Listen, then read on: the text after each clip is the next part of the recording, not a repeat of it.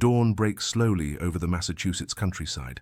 A thin mist clings to the fields and low stone walls, the kind that dulls sound and blurs distance. Birds stir in the trees. Somewhere far off, a drum begins to beat, steady, confident, unmistakable. Through the haze they come into view. A British column advances in perfect order. Scarlet coats glow faintly in the early light. Muskets rest on shoulders, bayonets fixed, steel catching the sun. Boots strike the earth in unison. Officers ride alongside the line, swords at their sides, posture straight, faces calm.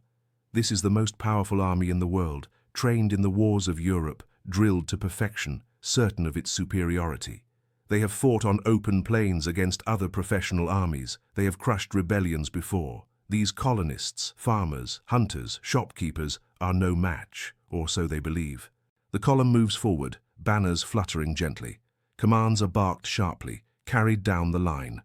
The Redcoats march as they have been taught, shoulder to shoulder, a wall of discipline and firepower. Their enemy, they expect, will appear ahead, lined up neatly, visible, ready to be broken by volley and bayonet. But the fields ahead are empty. No drums answer, no flags wave in defiance, only trees, stone fences, rolling ground, silence. Then it happens. Crack. The sound is sharp and alien, nothing like the rolling thunder of a musket volley. An officer at the front jerks violently and collapses from his horse. For a split second, no one understands what they have seen. Crack. Another man falls. Then another. Panic ripples through the ranks as soldiers look around in confusion. There is no enemy line, no smoke cloud to fire back at, just distant echoes and sudden death. The shots are coming from far away, farther than a musket should reach. Hidden among trees and behind stone walls, American riflemen take their time. They are not standing in formation. They are not firing in volleys. Each man chooses his target carefully. Officers first, drummers, standard bearers, the men who hold the army together. The British try to respond. Orders are shouted. Muskets are raised. A volley crashes out toward the tree line, but it is blind fire, wasted fire. The smoke clears, and the unseen enemy remains untouched. Another crack. Another red coat drops. Fear spreads. This is not how war is supposed to work. British soldiers were trained to face an enemy who stood and fought, who obeyed the same rules, who met courage with courage. But here, there is nothing to charge, nothing to fix bayonets against, just death reaching out from beyond visibility. The riflemen reload calmly.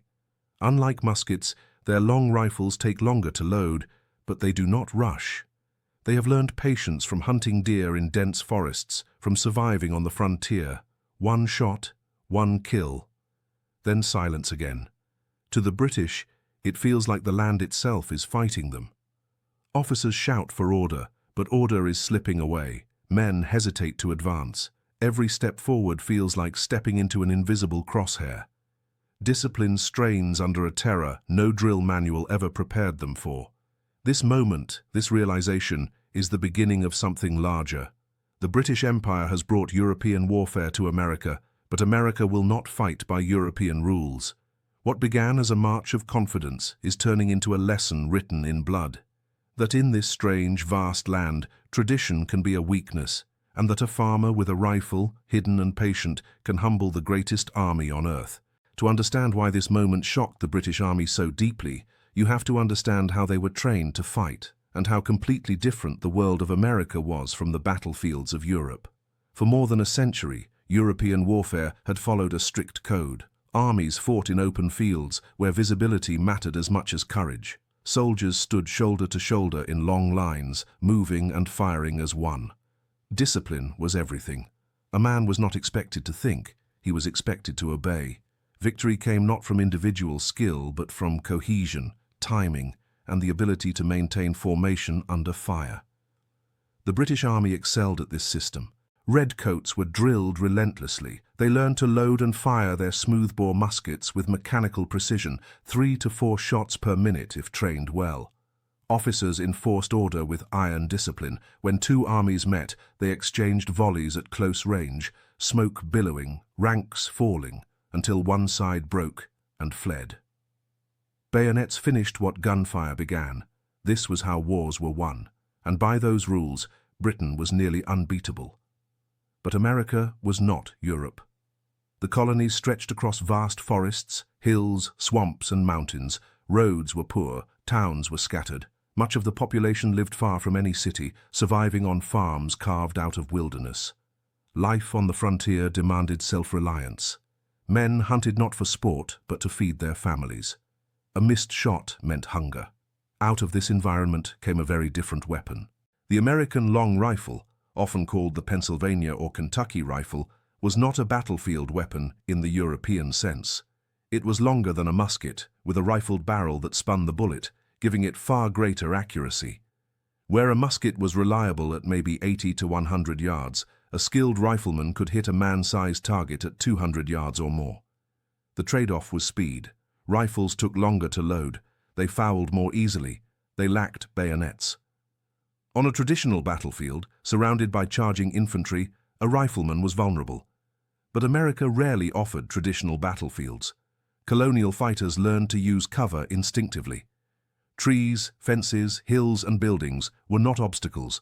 They were protection. They did not need tight formations. They did not need drums to keep time. They fought as individuals or in loose groups, communicating by instinct and experience rather than shouted commands. This difference wasn't accidental. Many American colonists had already fought in a different kind of war.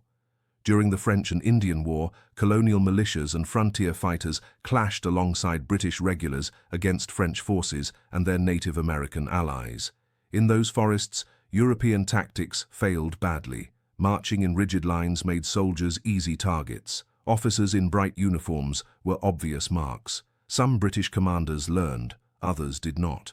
Men like Major Robert Rogers and his Rangers adopted irregular tactics, scouting, ambushes, hit-and-run attacks. They proved effective, but they were never fully embraced by the British military establishment. To many officers, such methods felt dishonorable, even cowardly. That attitude lingered. When tensions rose between Britain and its colonies after 1763, the Empire viewed resistance as a problem of discipline, not adaptation. Parliament passed taxes. Troops were stationed in cities. When unrest spread, British leaders assumed a show of force would restore order. After all, what could militias really do? Colonial militias were not professional soldiers. They drilled infrequently. Many owned their own weapons, which varied widely in quality. They lacked uniforms, centralized command, and formal training. On paper, they should have collapsed at the first serious engagement. What British planners failed to understand was that American strength did not lie in matching them man for man. It lay in refusing to do so. These men did not need to defeat the British Army outright. They only needed to hurt it, slow it, exhaust it, and make control of the colonies unbearably costly. Distance, terrain, and marksmanship were tools just as powerful as cannon and cavalry. The long rifle symbolized that difference. It wasn't just a weapon, it was a mindset. Precision over volume, patience over spectacle, survival over ceremony. So when British Redcoats marched into American countryside expecting orderly resistance, they were stepping into a world that rewarded invisibility instead of bravery, independence instead of obedience. They brought an army designed for Europe, and they would learn, slowly and painfully, that America was something else entirely. The clash between British Redcoats and American Riflemen did not erupt overnight. It evolved over decades, shaped by geography, necessity, and hard-earned experience. Long before the first shots of the Revolution, colonial America was already a place at war with its surroundings. From the early 1700s onward, settlers pushed westward beyond the coastal cities into forests and mountains that had never been tamed. On the frontier, survival depended on awareness, patience, and marksmanship. Hunting was not a hobby, it was a skill taught from boyhood. A man learned to stalk quietly, to wait, to fire once, and make it count. This culture produced fighters very different from Europe's soldiers. When Britain and France clashed over North America in the French and Indian War, these differences became impossible to ignore. British regulars arrived in scarlet uniforms, marching in tight columns through dense wilderness. French forces and their Native American allies fought differently, ambushing supply lines, striking from concealment, then vanishing. The results were often disastrous for traditional formations. In 1755, General Edward Braddock led a large British force toward Fort Duquesne. Confident in European methods, he ignored colonial warnings about ambush. His army marched straight into a devastating attack from hidden enemies. Officers were cut down, units panicked. Braddock himself was mortally wounded. Colonial fighters, many armed with rifles, proved far more adaptable. The lesson was clear, but unevenly learned. Some British officers began experimenting with light infantry and ranger units, but after the war ended in 1763, those lessons faded. Peace bred complacency. The Empire assumed that discipline and firepower would always prevail. Meanwhile, tensions between Britain and the colonies grew. Taxes, trade restrictions, and political control sparked resentment. Protests escalated. British troops were sent to maintain order. Encounters like the Boston Massacre deepened mistrust on both sides. Still, few believed open war was inevitable, or that the colonies could win if it came. When violence finally broke out at Lexington and Concord in April 1775, it followed no script the British recognized. British troops marched out to seize weapons and arrest rebel leaders. Instead of meeting an army, they encountered resistance everywhere and nowhere. Militiamen fired from behind walls, trees, and buildings. They did not stand their ground. They struck, withdrew, and struck again. By the time the Redcoats retreated to Boston, they had suffered hundreds of casualties, many inflicted by men who never stood in a line or fired a volley. This was not a single battle. It was a preview. As the war expanded, both sides began to adapt, but not at the same pace. The Continental Army, under George Washington, understood that militias alone could not defeat Britain. They lacked staying power in large battles. So Washington sought balance. He built a conventional army capable of standing toe-to-toe when necessary, while also encouraging irregular tactics that bled the British between engagements. Rifle units were integrated into this strategy. Men like Daniel Morgan and his rifle corps became specialists. They screened movements, harassed enemy columns, and targeted key personnel. Their job was not to win battles outright, but to shape them before they began. British commanders struggled to respond. They were fighting an enemy that refused to concentrate, refused to be decisive, and refused to follow expectations. Every march became dangerous, every supply line vulnerable, every officer a potential target. As the war moved south, this style of fighting intensified. In the Carolinas and Georgia, Loyalist and Patriot forces clashed in a brutal civil war layered atop the Revolution. Swamps and forests favored ambush. Leaders like Francis Marion, the Swamp Fox, used small bands to strike British outposts, then disappear into terrain no conventional army could dominate. British forces won battles, but they could not win control. Each year, the war stretched longer than expected. Each year, losses mounted, not always in dramatic clashes, but in constant, grinding attrition. Riflemen and partisans turned the countryside hostile, forcing the Empire to fight for every mile, every road, every night's rest. What began as scattered resistance had evolved into a system, not an army in the European sense, but a method of war that exploited British strengths and turned them into liabilities. By the time Britain fully understood what it was facing, the cost of learning had already become too high. The long rifle was no longer just a weapon in the woods. It was a symbol of a war that refused to be fought on imperial terms. At first, British commanders believed the riflemen were an annoyance. Dangerous, yes, but ultimately manageable. They assumed that once the colonies were forced into large, decisive battles, irregular tactics would crumble under disciplined fire. They were wrong. The turning points of the war were not just victories or defeats on paper. They were moments when British confidence eroded, and when American fighters realized that the Empire could be hurt, embarrassed, and slowly undone. The first shock came in the opening weeks. At Lexington and Concord, British troops expected a short march and a clean operation. Instead, they were harassed for miles by militiamen firing from concealment. Officers struggled to maintain order. Units became disorganized.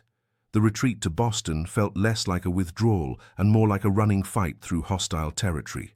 For many Redcoats, this was their introduction to a new kind of fear. Then came Bunker Hill. On June 17, 1775, British forces launched a direct assault against American positions overlooking Boston. This time, the Americans stood and fought. The British advanced in textbook fashion, lines dressed, bayonets ready. They expected the rebels to break. They did not. American fire was disciplined and deadly.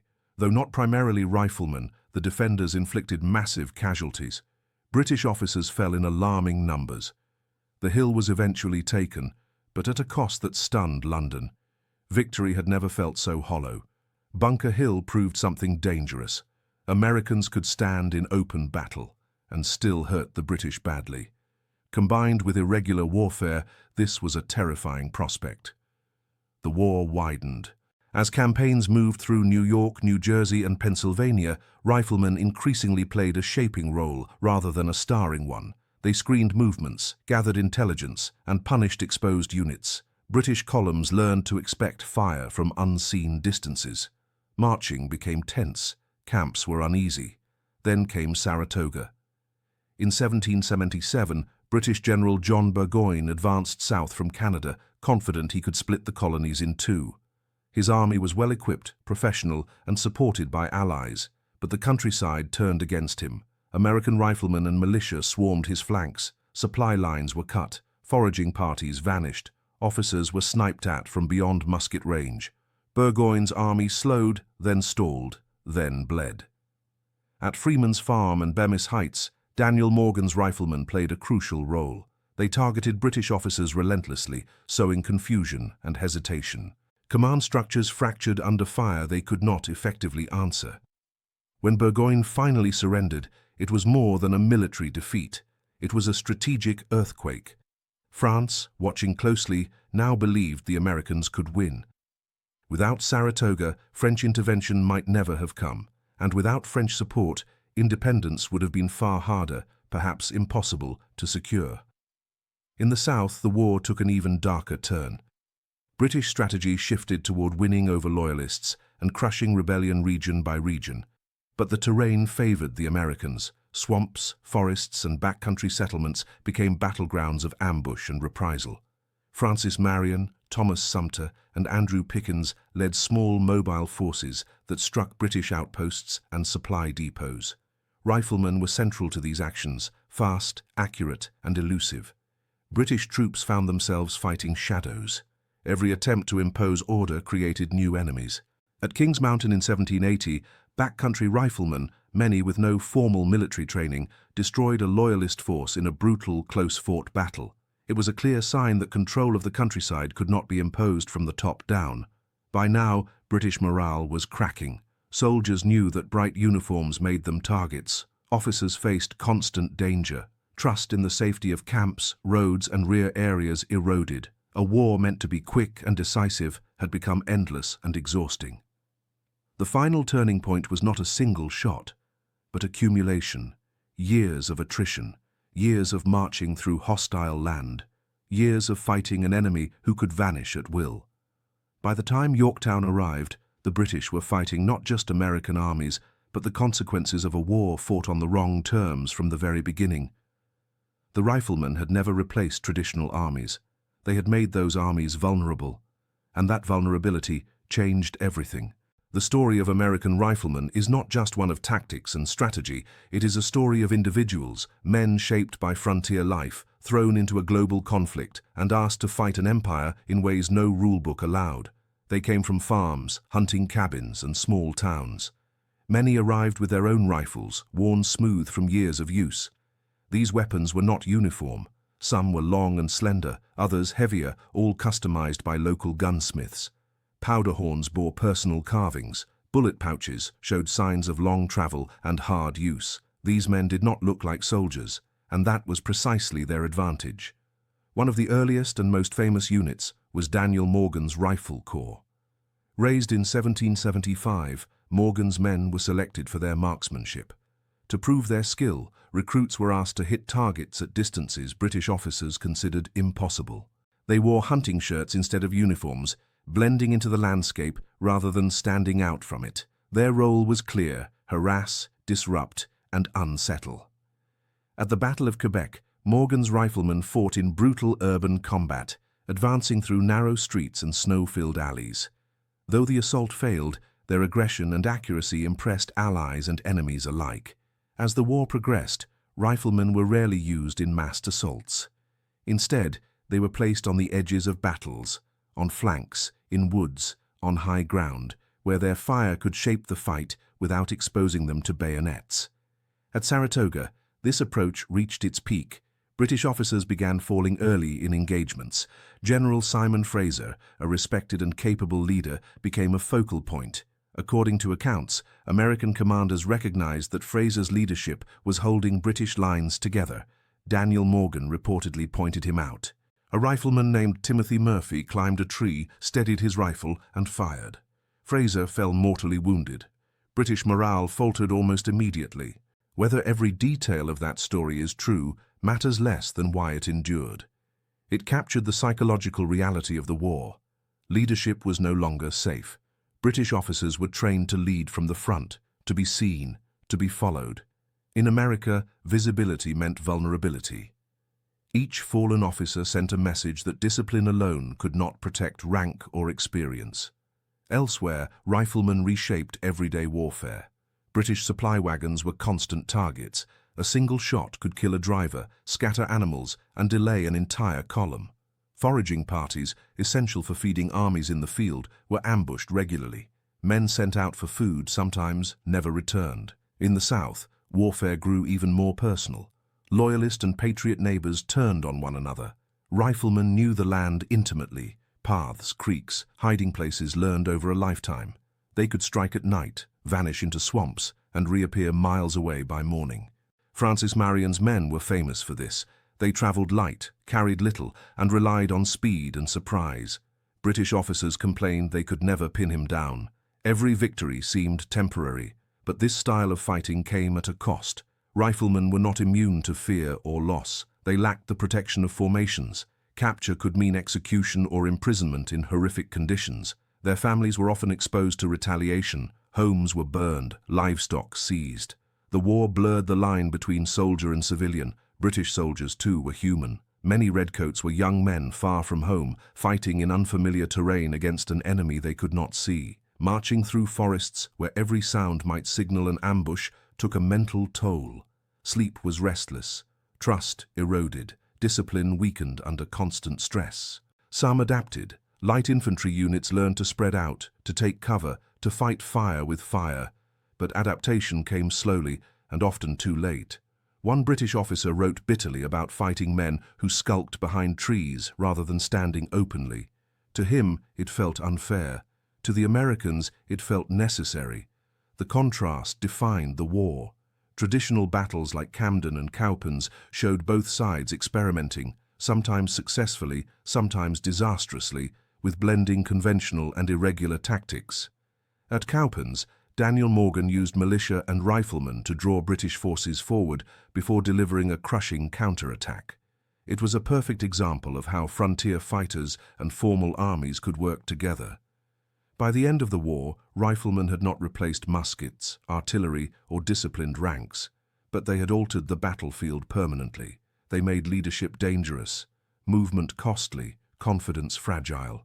They proved that wars could be won not only by standing tall, but by staying hidden, patient, and relentless. In the shadow of empire, ordinary men had found extraordinary leverage. More than bullets and casualties, the American riflemen inflicted something far harder to measure on the British Army: fear. Not panic in a single moment, but a slow, grinding anxiety that settled in day after day, march after march. It was the fear of being watched, the fear of exposure, the fear that at any second death could arrive from a direction no one could see. For British soldiers trained in European warfare, this was deeply unsettling. They had been taught that danger came from the front, that safety lay in formation, that standing shoulder to shoulder with comrades reduced fear and imposed order on chaos. In America, those assumptions collapsed. Here, formation made you visible. Every bright red coat, every officer's sash, every mounted commander became a potential target. Riflemen did not fire into crowds, they fired at individuals. Men who had survived years of campaigning suddenly fell without warning.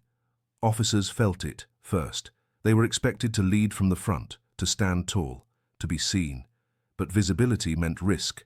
Some began dressing more plainly, others avoided mounted positions. Authority, once reinforced by presence, now carried danger. This shift mattered. An army's effectiveness depends on confidence in leadership. When officers hesitated to expose themselves, communication suffered, orders were delayed or misunderstood. The rhythm of drill gave way to uncertainty. Among enlisted men, the strain was constant. Marching through forests became an exercise in endurance. Every snapped twig triggered alarm, every ridgeline felt hostile. Soldiers scanned tree lines endlessly, often firing at shadows or imagined movement. The inability to strike back bred frustration and anger, and helplessness. A musket volley could feel powerful when directed at a visible enemy. Firing blindly into woods felt useless. Men began to doubt their weapons, their tactics, even their purpose. Sleep offered no escape. Camps were vulnerable. Riflemen and partisans struck at night, targeting sentries, supply depots, and isolated units. The war offered no clear rear areas, no safe zones. Exhaustion compounded fear. Morale eroded slowly, but relentlessly. By contrast, the psychological effect on American fighters was empowering. Each successful ambush reinforced belief. Each officer felled proved that rank and training did not guarantee survival. Riflemen gained confidence not just in their weapons, but in their way of fighting. They were not winning set-piece battles, but they were shaping the war. The story of American riflemen is not just one of tactics and strategy. It is a story of individuals, men shaped by frontier life, thrown into a global conflict and asked to fight an empire in ways no rulebook allowed. They came from farms, hunting cabins, and small towns. Many arrived with their own rifles, worn smooth from years of use. These weapons were not uniform. Some were long and slender, others heavier, all customized by local gunsmiths. Powder horns bore personal carvings. Bullet pouches showed signs of long travel and hard use. These men did not look like soldiers, and that was precisely their advantage. One of the earliest and most famous units was Daniel Morgan's Rifle Corps. Raised in 1775, Morgan's men were selected for their marksmanship. To prove their skill, recruits were asked to hit targets at distances British officers considered impossible. They wore hunting shirts instead of uniforms, blending into the landscape rather than standing out from it. This mattered deeply in a struggle for independence. Belief sustained resistance when resources were scarce and defeats frequent. Knowing that the enemy could be hurt, even humiliated, kept the fight alive. The psychological divide widened over time. British troops came to resent the war itself. Many felt trapped in an endless conflict with no clear objective and no honorable conclusion. Desertion increased. Discipline weakened. Some officers recognized the danger. They warned that without adaptation, the army would be bled white, not in glorious battles, but in small, corrosive losses. But institutions change slowly. By the final years of the war, the psychological toll was visible. British forces fought competently when concentrated, but hesitated when dispersed. Confidence no longer traveled easily beyond the safety of major garrisons. The riflemen had done more than kill. They had changed how the enemy felt about the war. Fear, doubt, and fatigue became constant companions of empire, and once those take hold, even the strongest army begins to lose more than men. It begins to lose faith. The American riflemen did not defeat the British Empire on their own, but they made victory far more difficult, far more expensive, and far more uncertain than Britain ever expected. Strategically, their greatest impact was not in battles won, but in control denied. British war planning depended on movement. Armies needed to march, resupply, and communicate across vast distances. In Europe, this was manageable. In America, every mile of countryside was potentially hostile. Riflemen turned space into a weapon. By operating independently and at long range, they forced British forces to concentrate for safety. Large formations could protect themselves, but they could not be everywhere at once. Towns might be occupied, ports secured, but the land between them remained contested. This fractured British control. Supply lines became lifelines and liabilities. Wagons moved slowly, escorts had to be strengthened. Campaigns stalled while food, ammunition, and replacements struggled to reach the front. An empire accustomed to projecting power efficiently now found itself bogged down by distance and resistance. Riflemen amplified this problem. They did not need to destroy supply columns outright. Delays were enough. A wounded driver, a lost horse, a missing guide. Each disruption multiplied across an army dependent on timing. British commanders were forced into a dilemma: spread out and risk destruction in detail, or concentrate and surrender initiative. Neither option led to decisive victory. The presence of riflemen also reshaped battlefield decision-making. British generals had to protect their officers, which altered command behavior. They increased reliance on defensive positions and fortified camps. Aggressive maneuvers carried greater risk when leadership could be removed with a single well-aimed shot. This caution slowed operations and reduced flexibility. Meanwhile, American commanders exploited this hesitation. Riflemen screened Continental Army movements, gathered intelligence, and masked weaknesses. They allowed Washington to avoid decisive defeat while striking opportunistically. This balance, standing when necessary, avoiding when possible, was the core of American strategy. The riflemen supported it perfectly. International consequences followed. Saratoga's victory convinced France that Britain could be beaten, but that victory was shaped by months of attrition, harassment, and disruption, much of it carried out by riflemen and militia. Without that pressure, Burgoyne might never have been isolated.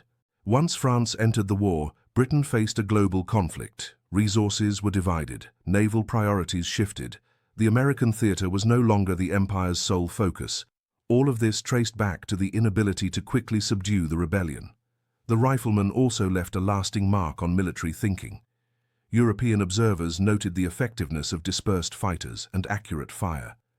While line infantry did not disappear, armies began to incorporate light infantry, skirmishers, and marksmanship training more seriously. America itself absorbed these lessons. The image of the citizen soldier, independent, armed, capable, became part of national identity. The rifle was no longer just a tool of survival.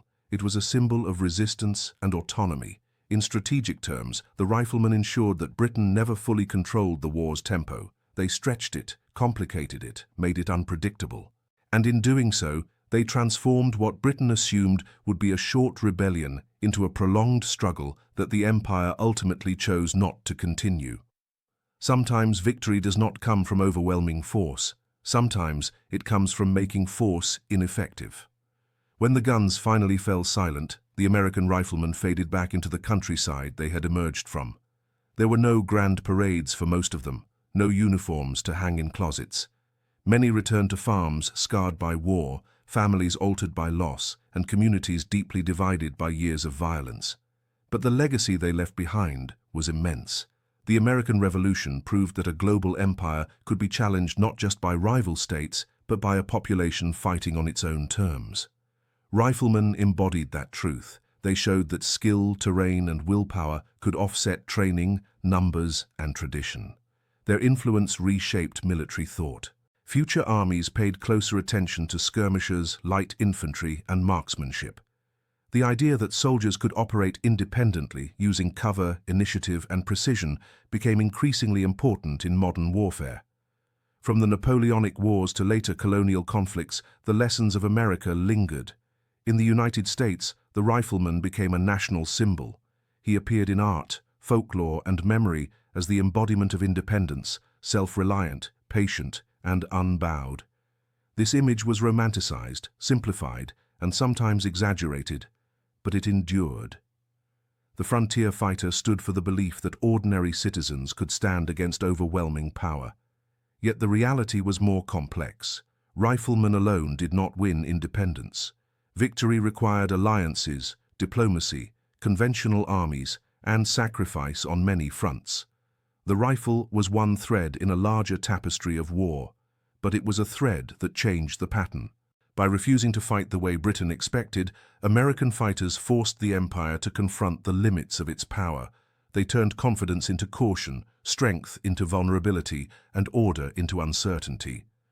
In doing so, they helped give birth to a nation and a new way of thinking about war.